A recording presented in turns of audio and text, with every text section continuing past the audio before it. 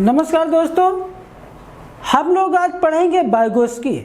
लेकिन वाइगोत्स्की को पढ़ने से पहले हम लोग पढ़ेंगे कि ज्ञान का निर्माण।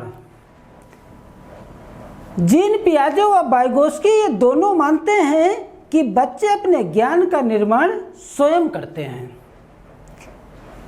इसी को हम लोग क्या कहते हैं? ज्ञान का निर्माण। ये ज्ञान का निर्माण क्या है? तो इसी को हम लोग क्या कहते हैं? रचनावाद। रचनावाद। ये रचनावाद क्या है?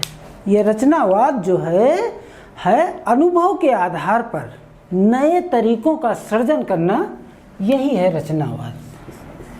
यानी अनुभव के आधार पर, अनुभव के आधार पर नए ज्ञान की खोज करना, यही है रचनावाद। या इसको हम डिटेल में पढ़ेंगे रचनावाद। तो प्राचीन समय में जो शिक्षा प्रणाली थी वो बहुत बोरिंग होती थी। अध्यापक क्लास में आता था और पढ़ाना शुरू किया। 1 पेज 2 पेज 4 पेजों को पढ़ाया, फिर बच्चों से कहा कि ये जो है कल रट करके आइएगा, कल इसको हम सुनेंगे। लेकिन आज के समय में ऐसा नहीं है। आज के समय में ये शिक्षा प्रणाली जो है बदल गई है। अब यहाँ पे बालक की भाषा को भी महत्व दिया जाता है, बालक की रुचि को भी महत्व दिया जाता है। यही है रचनावाद। लेकिन इस रचनावाद की शुरुआत कहाँ से हुई? तो इस रचनावाद का जो आधार है ये एनसीएफ 2005, इसका ये आधार है। लोग कहते हैं सीटेट में कि पैडागोजी जो है समझ में नहीं आती, लेकिन पैडागोजी इसी बेस पर आधारित है। 70% पैडागोजी यही से ही बनती है। यही है रचनावाद। अब ये रचनावाद के कौन कौन से मनोवैज्ञानिक हैं? तो ये रचनावाद के मुख्यतः 2 मनोवैज्ञानिक हैं। 2 मनोवैज्ञानिक हैं रचनावाद के। एक तो हैं जीन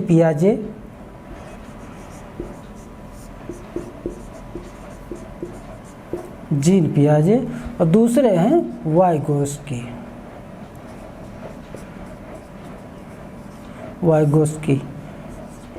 लेव वाइगोत्स्की।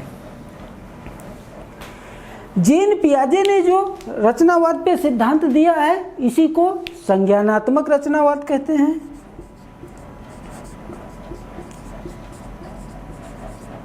संज्ञानात्मक रचनावाद। और इसी को संज्ञानात्मक निर्मितवाद भी कहते हैं। संज्ञानात्मक निर्मितवाद। लेकिन जो वाइगोत्स्की ने सिद्धांत दिया है वो है सामाजिक रचनावाद। सामाजिक रचनावाद, या इसी को सामाजिक निर्मितवाद कहते हैं। निर्मितवाद। अब जीन पियाजे ने चिंतन पर बल दिया है। जीन पियाजे ने चिंतन पर बल दिया है।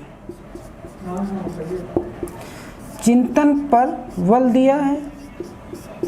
लेकिन वाइगोत्स्की इन्होंने भाषा पर बल दिया है। वाइगोत्स्की ने भाषा पर बल दिया।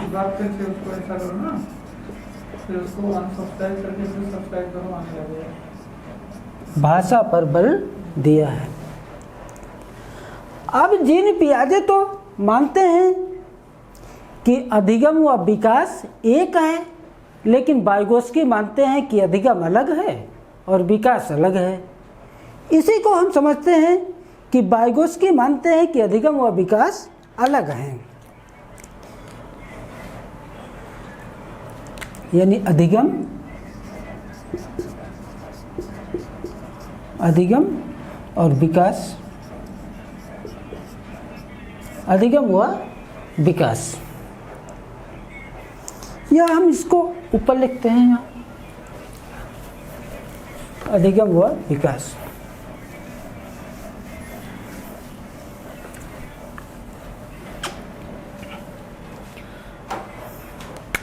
अधिगम, अधिगम, इधर विकास। वाइगोत्स्की मानते हैं कि अधिगम अलग है और विकास अलग है, यानी अधिगम जो है वो विकास को प्रभावित करता है और विकास जो है वो अधिगम को प्रभावित करता है। और ये होता कैसे है? तो ये होता है भाषा के द्वारा, ये भाषा के द्वारा होता है जो प्रभावित करता है, भाषा के द्वारा होता है जो प्रभावित करता है। ये भाषा के द्वारा प्रभावित करता है, यानी कोई हिंदी मीडियम का छात्र है, यदि उसको अंग्रेजी माध्यम वाली क्लास में बैठा दिया जाए तो भाषा के द्वारा अधिगम प्रभावित होगा। इस प्रकार अधिगम भाषा के द्वारा विकास को प्रभावित करता है और विकास जो है भाषा के द्वारा अधिगम को प्रभावित करता है।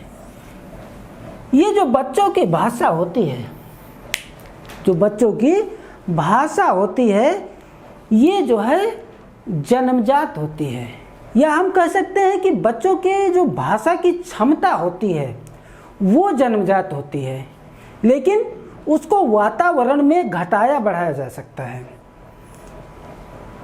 जैसे कोई कन्नड़ देखिए बोलता है, वहाँ की वो जो भाषा है तो क्षमता तो उसकी जन्मजात थी, लेकिन वो कन्नड़ बोलने लगा, उसको वातावरण के द्वारा उसने बढ़ा लिया। या कोई अमेरिका में है तो वो अंग्रेजी बोलने लगा, उसको वातावरण के द्वारा उसने बढ़ा लिया। या कोई यूपी में है तो उसने जो है हिंदी बोलने लगा। तो भाषा के द्वारा उसको बढ़ाया जा सकता है, लेकिन ये जो बच्चों की भाषा होती है इसे हम लोग क्या कहते हैं? इनर स्पीच कहते हैं, इनर स्पीच कहते हैं, या इसी को हम प्राइवेट स्पीच कहते हैं, प्राइवेट स्पीच कहते हैं, इनर स्पीच या प्राइवेट स्पीच कहते हैं। लेकिन हिंदी में जो इनर स्पीच या प्राइवेट स्पीच होता है इसे क्या कहते हैं? इनर स्पीच को कहते हैं आत्मवाक, आत्मवाक। और प्राइवेट स्पीच को क्या कहते हैं? आत्म संभाषण, आत्म संभाषण।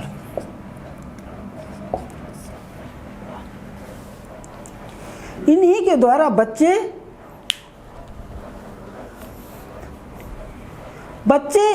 यही भाषा का प्रयोग करते हैं और जो हम आसानी से समझ नहीं पाते हैं। यानी बच्चों की जो भाषा होती है उसको हम आसानी से समझ नहीं पाते हैं। कुछ बच्चों के शब्द तो समझ में आते हैं, लेकिन कुछ समझ में नहीं आते हैं। लेकिन जो बच्चे बोलते हैं उनका न कोई अर्थ अवश्य होता है, अर्थ निश्चित होता है। बस अंतर क्या होता है कि हम लोग समझ नहीं पाते हैं। इसी के क्रम में लेव वाइगोत्स्की के क्रम में हम लोग अब नेक्स्ट पढ़ेंगे वाइगोत्स्की का सिद्धांत।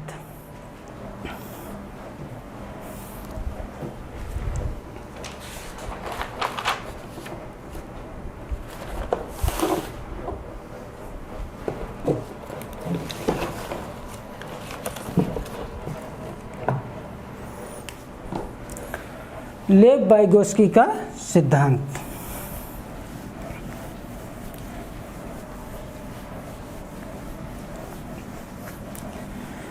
वाइगोत्स्की का जो सिद्धांत है उसे हम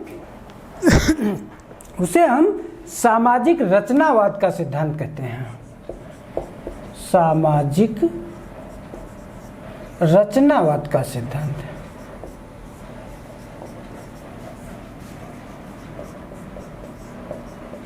सामाजिक रचनावाद का सिद्धांत, इसी को हम सामाजिक विकास का सिद्धांत भी कहते हैं।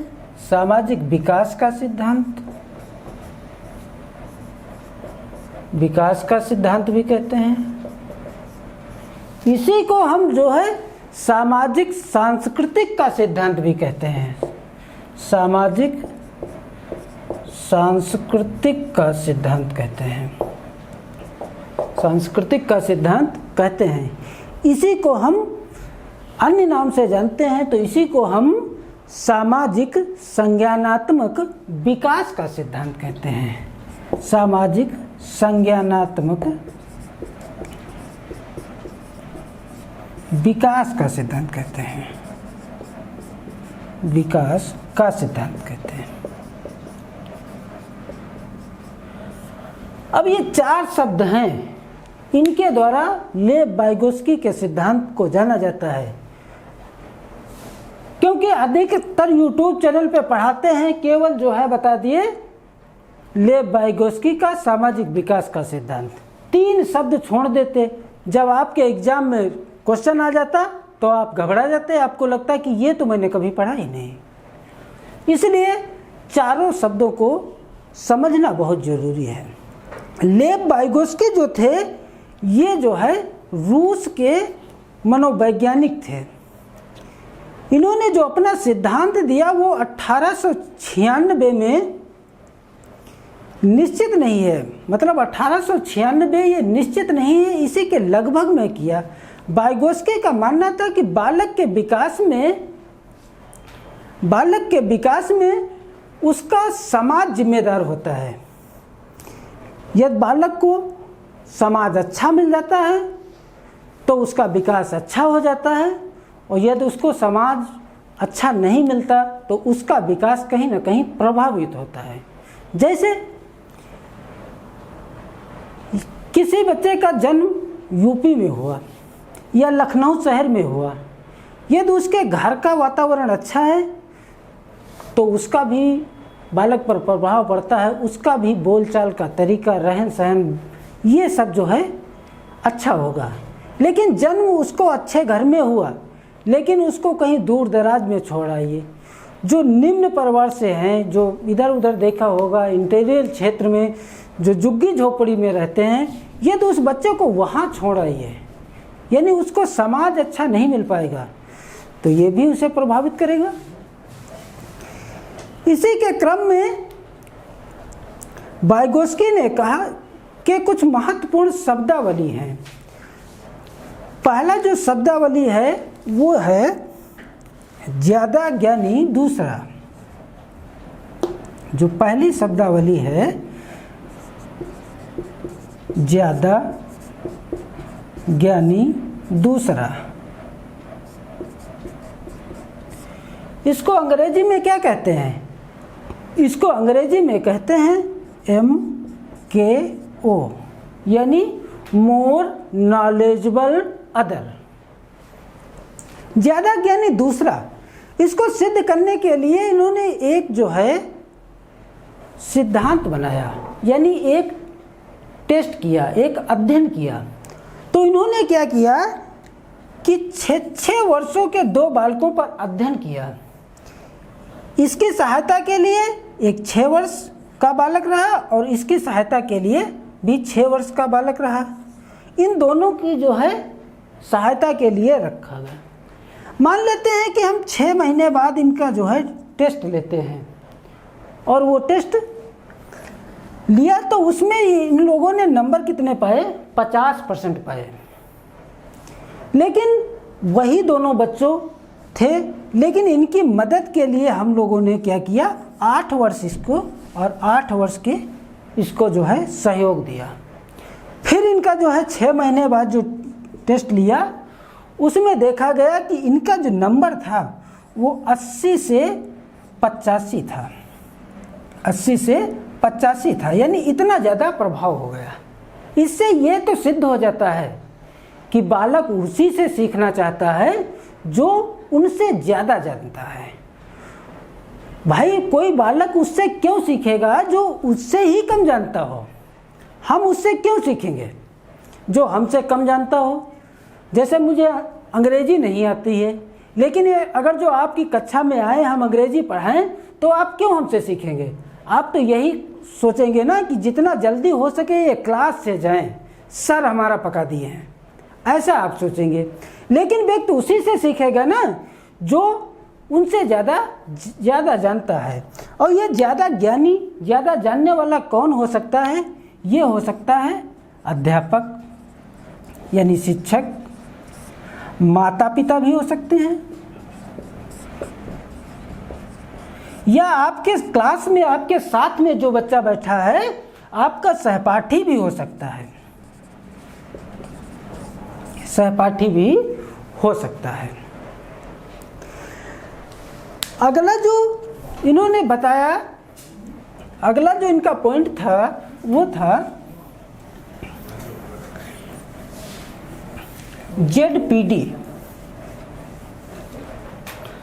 अगला जो पॉइंट था वो क्या था?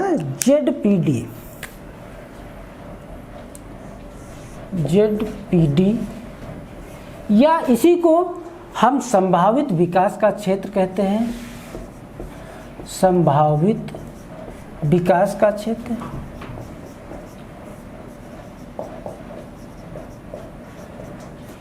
या इसी को हम नज़दीकी विकास का क्षेत्र कहते हैं।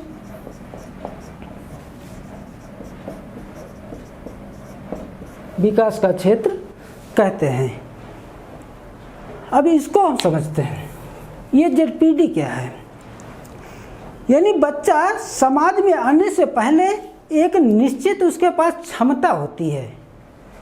बच्चा का जब जन्म होता है या समाज में जब आता है तो उसके पास एक निश्चित क्षमता होती है और उसको बालक समाज में जो है घटाता बढ़ाता है।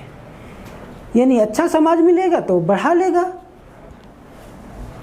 और अच्छा समाज नहीं मिलेगा तो उसका ये ZPD नहीं बढ़ेगा। जैसे आप कोचिंग पढ़ने आए और आपके जो है TT में एग्ज़ाम लाने की क्षमता जो है वो कितनी है? 60% है। लेकिन आप कोचिंग आए, यहाँ पे आपको जो है सहयोग मिला अध्यापकों के द्वारा, तो अब आपकी क्षमता कितनी हो गई? 80% नंबर लाने की। यही ZPD है। यानी हम कह सकते हैं वास्तविक क्षमता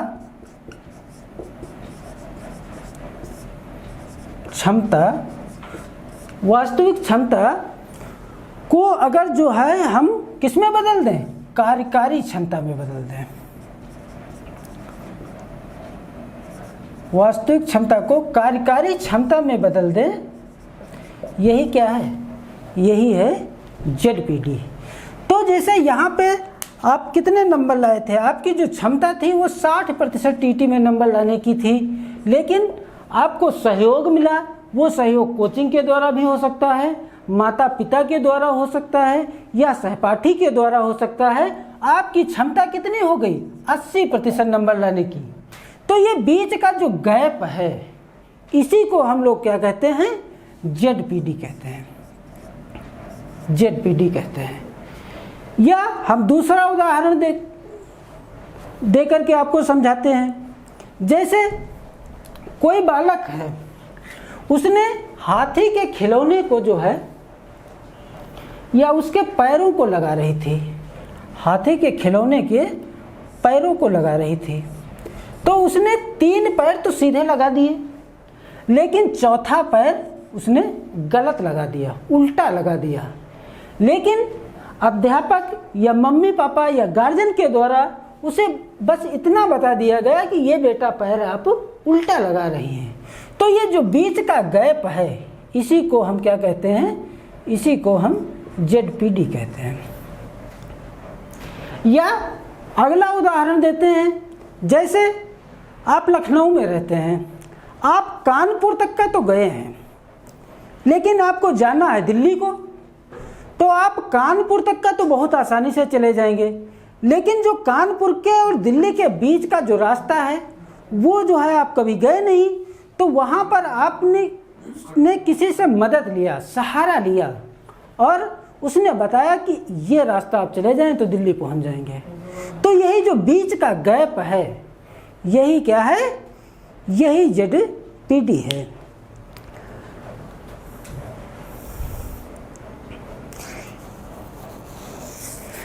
अगला एक पॉइंट है कि ये जो ZPD है इसमें सहयोग कहाँ दिया जाता है, इसमें जो सहयोग दिया जाता है वो बीच में दिया जाता है। इसमें जो सहयोग दिया जाता है वो बीच में दिया जाता है। और सहयोग कैसा होता है, ये सहयोग अस्थाई होता है।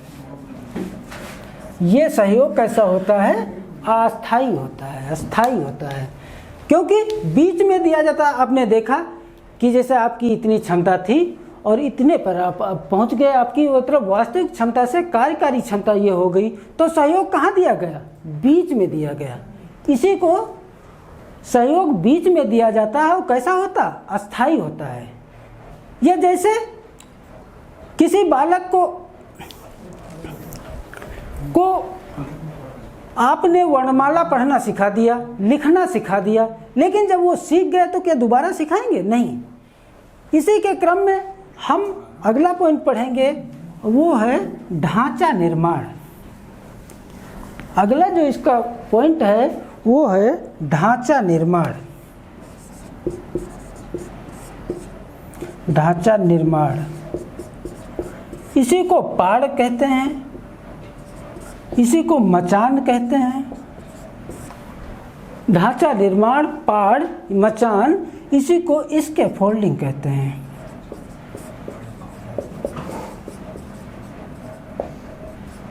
इसी को इसके फोल्डिंग कहते हैं।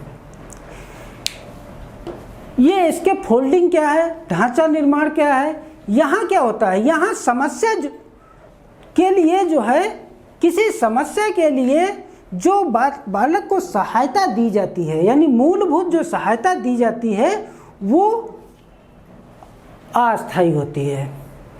जैसे किसी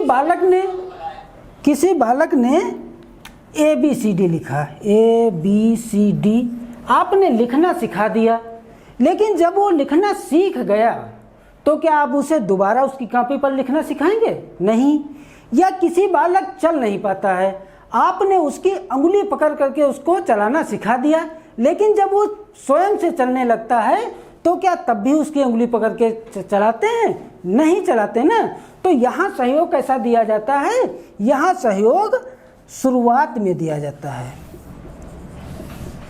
यहाँ सहयोग शुरुआत में दिया जाता है। और कैसा सहयोग दिया जाता है, तो ये सहयोग अस्थायी दिया जाता है, अस्थायी दिया जाता है। लेकिन ZPD में सहयोग कैसा दिया जाता था, बीच में दिया जाता था और अस्थायी दिया जाता था। लेकिन यहाँ जो सहयोग दिया जाता है शुरुआत में दिया जाता है और अस्थायी दिया जाता है।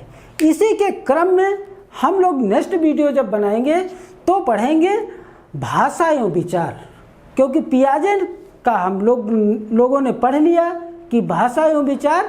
अब इसी के क्रम में हम लोग जो है वाइगोत्स्की ने किसको माना है, वाइगोत्स्की ने भाषा को अधिक महत्व दिया है, जबकि पियाजे ने भाषा को महत्व कम दिया है। Thank you.